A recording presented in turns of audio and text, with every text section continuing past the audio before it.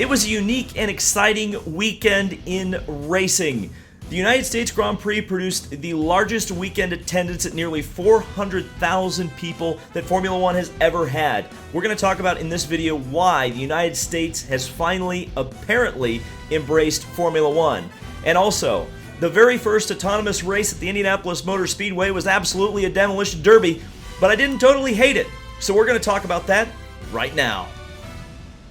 So, we will get to Formula One in a moment, but I want to talk about something that's extremely controversial, and that is driverless race cars. Now, there have been a few attempts to actually host or stage a competition or race with driverless cars. Everyone has seen the footage of the robo race going wrong. I think that was at Silverstone. But the Indianapolis Motor Speedway hosted the Indy Autonomous Challenge last weekend, and this was the first autonomous race of its kind, especially at the Indianapolis Motor Speedway, but it may well be the first one in the United States. I'll have to look that up later and perhaps put something on the screen. But I was there. I took a look at it. I checked it out because I was curious. And, you know, before we launch into the highlights, which includes a lot of crashes, I do want to say this. This was not traditional racing in any sense of the word. This was really just a time trial. The 9 teams that were there, only I think 7 actually made it to the track. We'll talk about that in a second.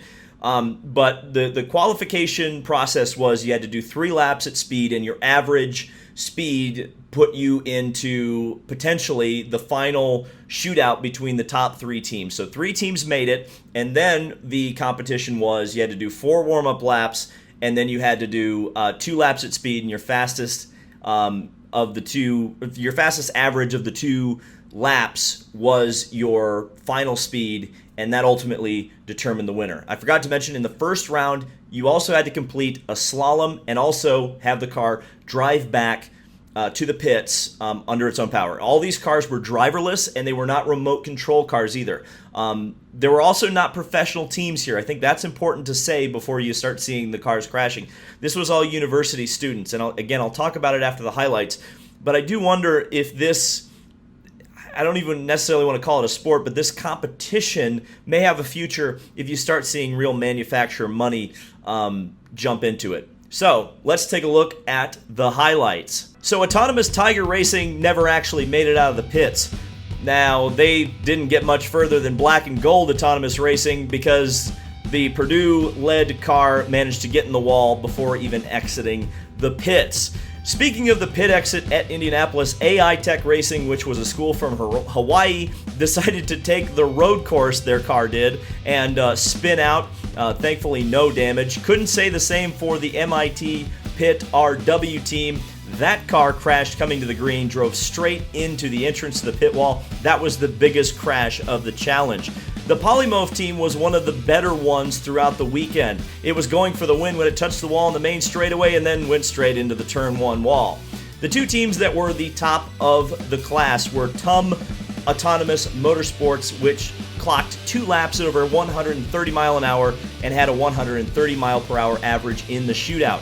Euro Racing went faster and did a 1-lap autonomous track record of 139 miles an hour, but Mario was slowing down on its 2nd lap and did not complete the challenge, giving the win to TUM Autonomous Motorsport from Germany. Okay, so these are my thoughts. It was the entertainment value from this competition was, number 1, going to watch the robots crash $1 million Indy Lights cars. That was fantastic.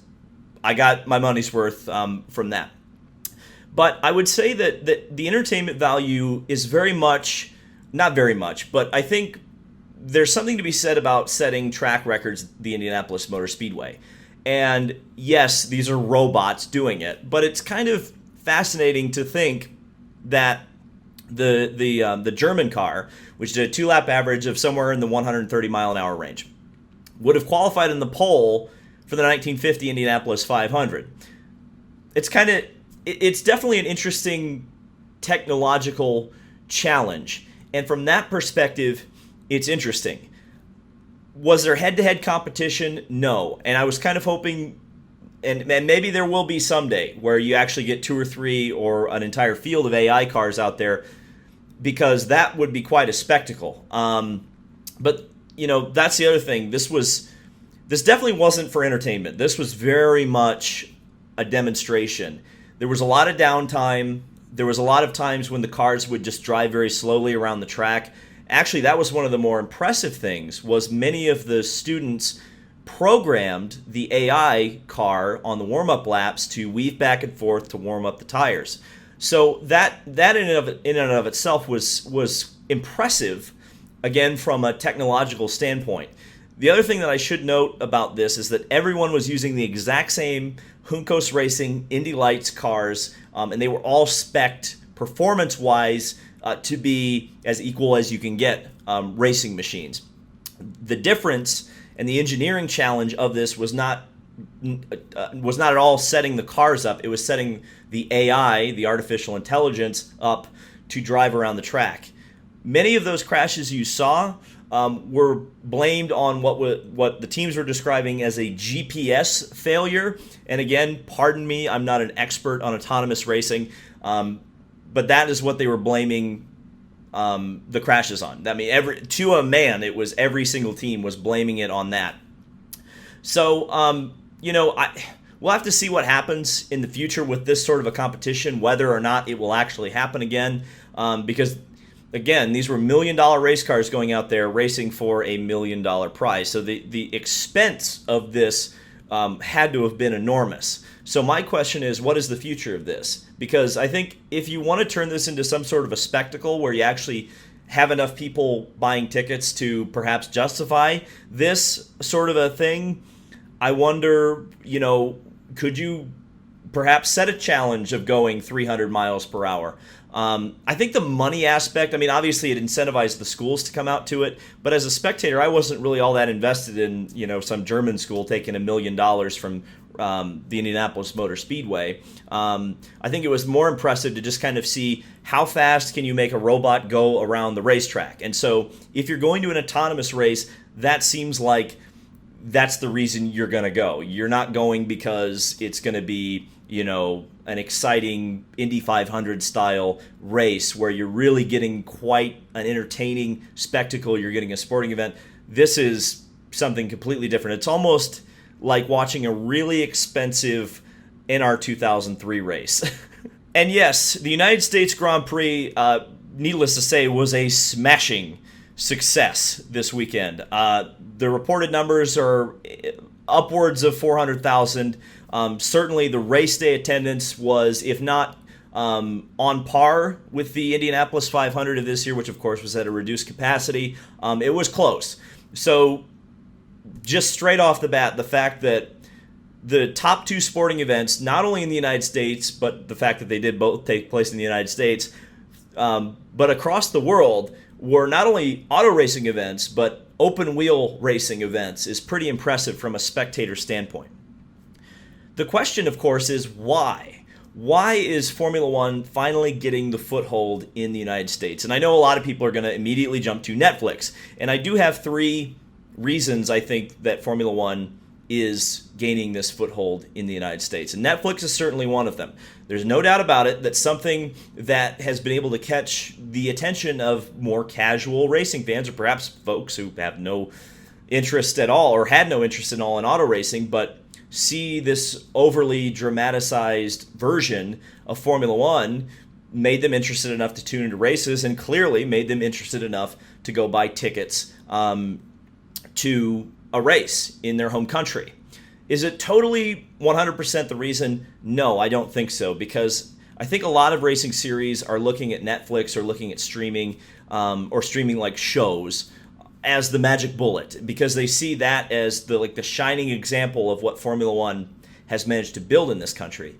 But I think one of the things that I think a lot of people are missing is that Formula One built the groundwork before they got the Netflix show. So they had things established for years and years before the Netflix show dropped. For example, if you are subscribed to the Formula One channel on YouTube, you will not ever forget a Grand Prix. And if you miss a practice session, a qualifying session, a race session, the highlights are up almost immediately. You can always stay in the loop. I mean, Formula One social media game is absolutely fantastic. I'm just speaking from a YouTube perspective, but if you go to Twitter, if you go to Instagram, TikTok, it's all fantastic. But on the YouTube side, you'll never forget when a Formula One race is. And even when there isn't a Formula One race, they upload podcasts featuring, big names every week. They upload not as much as IndyCar or NASCAR or IMSA, but they do upload classic races, and they upload classic race content. And that's so important. Some of those top 10 videos and videos that kind of go over previous Grand Prix, which helps those folks coming in from Netflix to get educated on the history of the sport. And, of course, that's just once you've got that boulder rolling down the hill, it's not going to stop. So from that perspective, I think Formula One has built a fantastic base. But the other thing I think that they've done really well, and I think a lot of credit goes to Codemasters for being able to do this, is that they have a video game. And not only a video game, but they have a good video game, a video game that works, and a video game that represents the sport and again helps people learn at any time that they want. It's not just like the Formula One experience. I think this is the best way to put it. Doesn't end when you turn off the TV at the end of the race. You've got all the stuff happening on social media, good and bad, but you also have ways to experience the sport and engage with the sport once the race is over. You can go on the YouTube channel. The comments are open, so you can create all the memes you want. You can go and play the video game. You can learn about the sport. You can interact. You can build and grow a community. And then these people all get together and they say, well, hey, let's go to Austin, and let's go buy $300 tickets to go stand in a big, huge mosh pit at the United States Grand Prix. So, I think it's not just Netflix, though Netflix, it's an undeniable part of it, but I think, again, it's much, much deeper. Formula One has done the work to break into the U.S. market. They have not just fallen into this, and I think other racing series would be very wise not to just look at Netflix and say, oh, of course, that's the magic bullet, because it's not. You have to have everything else that Formula One does. And, of course, Formula One has the budget to do these things. And, again, when you start talking about American drivers and perhaps American teams in Formula One, they're doing this without that right now. And so if American drivers and American teams start heading into Formula One, this thing could really be a powder keg that's lit. And especially if the American drivers and the American teams start winning races, look out. But at this point, yeah, it's pretty clear. When we'll have to see if it gets oversaturated. That's the other thing I think a lot of people have been talking about is, well, with Miami and potentially a third race in the United States in Las Vegas coming, how's that going to work out? We'll have to see. Thank you guys so much for watching. This has been David Land on YouTube. Subscribe for more motorsport content, and I will see you in the next video.